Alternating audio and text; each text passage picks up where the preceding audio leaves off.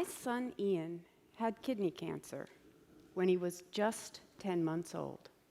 His doctors told us if he survived surgery and if he survived chemo and radiation, he would probably still need a transplant by the time he was a teenager. Here's Ian 4 months after his surgery. See the scar? We call that his zipper. If Ian had to wait for someone to die to get a kidney, he'd only have a 15% chance of getting a transplant. So right from the beginning, I was ready to give Ian one of my own kidneys should his remaining kidney fail. For most people, getting a transplant is even harder than it would be for Ian. The world average is about 4 organs available for every 100 people who need one. And of those people, 90% need a kidney. Even if everyone agreed to donate their organs when they died, we'd still have a huge shortage. Why? Well, because over 99% of people who die are too ill, too injured, or too far from the hospital when they die for their organs to be of any use for transplant.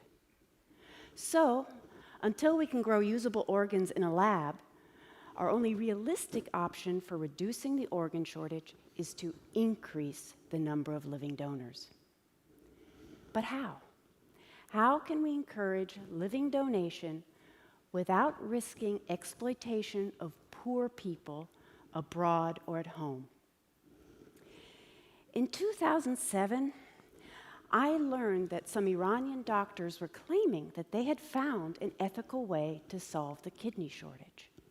So many lives in other countries depended on whether what they were saying was true, yet no one I knew wanted to go to Iran to see what was happening. That's when I realized I might have to go to Iran myself. Fortunately, an Iranian-American nephrologist agreed to help me with my research. This is Dr. Bahar Bastani, who, by the way, is in the audience here today. Officially, we were in Iran on a lecture tour, but our real purpose was to interview everyone we could who had anything to do with arranging kidney matches in Iran. Over a 2-month period, we went to 6 transplant regions, and together we collected over 200 stories on film.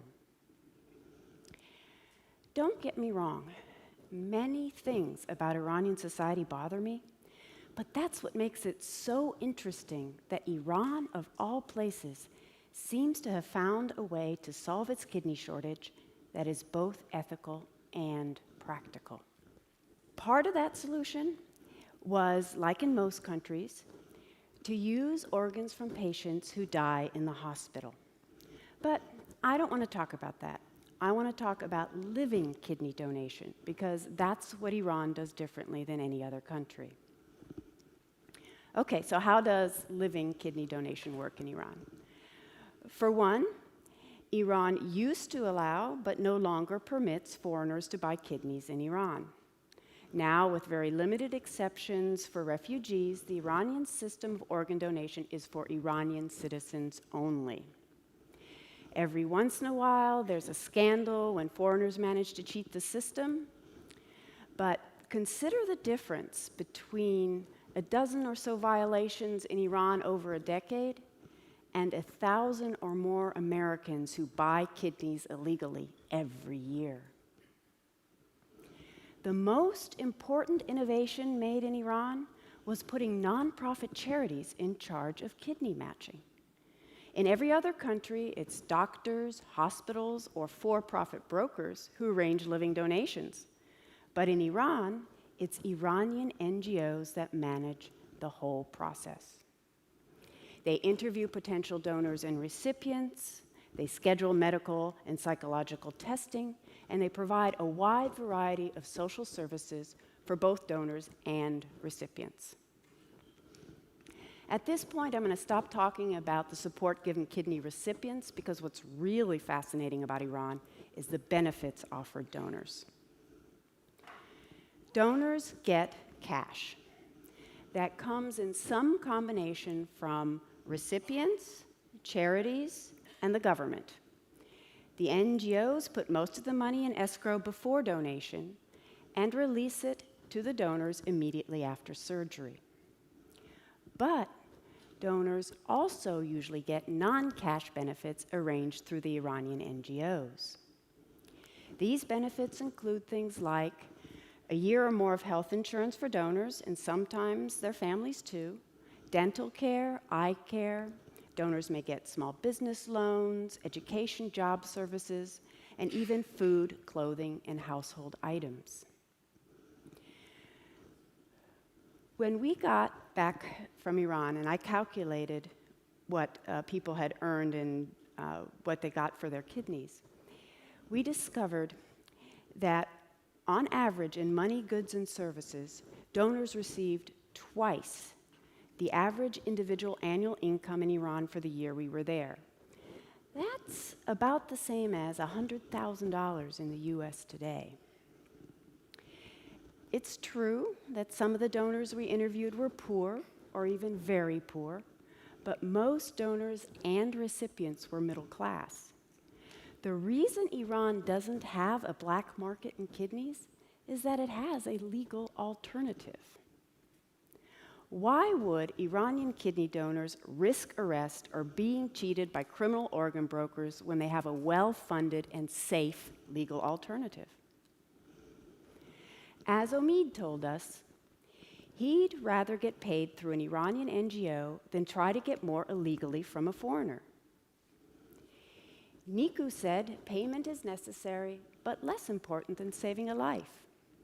He told us if he had known he could save someone's life by selling a kidney, he would have done so sooner. And Azita, she only took enough money to cover her expenses because she was donating her kidney to please God. In other words, she wanted to tip the karmic balance in her favor, or as some might say, she was paying it forward. When I got back from Iran, I wanted to make a documentary film about what I'd learned. But like Azita, I also wanted to do good. I'd been saving my extra kidney for my son, Ian, but Ian was 21 and doing fine. I was 50, and let's face it, not getting any younger. So I looked into donating one of my kidneys to someone else. This turned out to be harder than I'd imagined. My first idea was to help my friend Steve. By then, Steve had been on dialysis for almost 4 years. Sadly, I found out Steve was too ill to survive transplant surgery. He died a few months later. Steve was only 54. Next, I thought to help my friend Maury. Maury and I were a medical match, and I passed all my psychological tests, but then the transplant center said no. The living donor coordinator decided I didn't have enough of a support group to donate. That's to say, not enough relatives, friends, or cash to have someone take care of those things I shouldn't do on my own while recovering from surgery. You see, I live on a small farm, and I would need someone to help me with chores for maybe 3 months or so. My husband and sons couldn't give up their own lives that long, and we couldn't afford a farmhand. Maury, he was willing to hire someone to help me. But in the US, as in other countries, it's against the law to help donors with such expenses. A year later, Maury was dead. He was 59. At first, I was devastated and overcome with grief. And then I realized I wasn't alone. Many donors have trouble paying donation-related expenses. Maybe I could do something to help stop what happened to Maury and me from happening to others.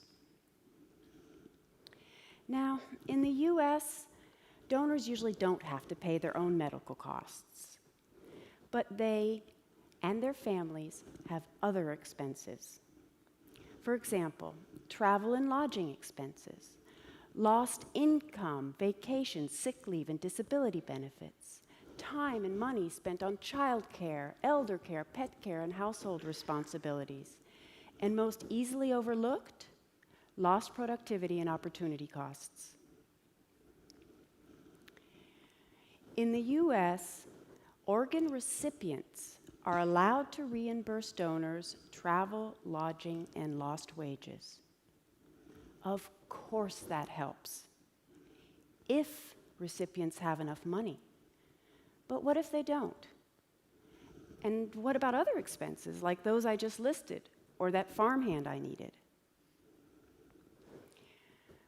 I'm not suggesting that anyone copy the Iranian model per se, but after 30 years of experimenting with living kidney donation, places like Esfahan and Mashhad seem to have discovered something important.